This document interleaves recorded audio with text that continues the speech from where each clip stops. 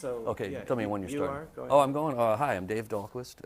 I used to work with this gentleman named Bruce Munson, and my favorite story, he was a blind cabinet maker. I hadn't known him long. I'd worked on his house in Santa Barbara, and I knew where his shop was.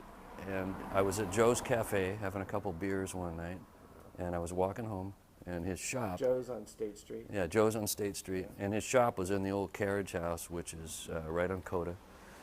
And I was walking by there, and I could hear a table saw running in there, and oddly enough, there were no lights on in there. So I yelled in there, "Hey, Bruce, I can't see a thing in here." And he goes, "Oh yeah, turn the lights on." And I went in there. He always left the light on, you know, so he wouldn't scare people like that, but he had forgotten to leave the lights on. So anyway, that's my short story of Bruce. Is there a picture of him over here? Yeah, yeah. I got a little altar here, you know, little, that's him right there in his shop. Okay, I got one more picture of him here too. Yeah, one more picture. Let's see, where is it? This is him. He moved his shop up to Washington, up to a little town up there. So he was a blind cabinet Blind maker. cabinet maker.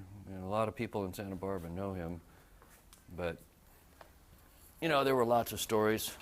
I took him out driving one time out at Fedco before it became the before it became the post office, you know. And he did all kinds of stuff. He went body surfing, and his brother was in the Stuntmen's Association, and he got Jack Palance to come up and do a big story on him, and on that Ripley's Believe It or Not. Really? So, about him? about Bruce. On me. Oh, Yeah. Is it on YouTube? I bet it is. Yeah. I bet it is. I would imagine it is. Anyway. So, and you were telling me also he taught you about carpentry, and then he went. Yeah, he was a cabinet maker. You know, he was blind the whole time I worked with him, and you know, a number of my other acquaintances worked with him. And when he went out to measure a job, the way he would do it, he would take somebody who was sighted with him, and he had a little tape recorder, and he would hold the dumb end of the tape. You know, not the reading end of it. He would hold the dumb end of it. And then he would record all the various positions of various things, you know, in the place that he was going to build the cabinets. He'd write them down?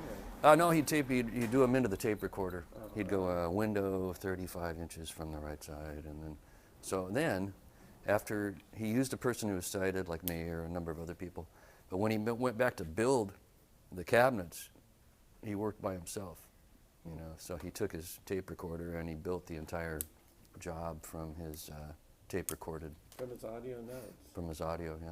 That's great.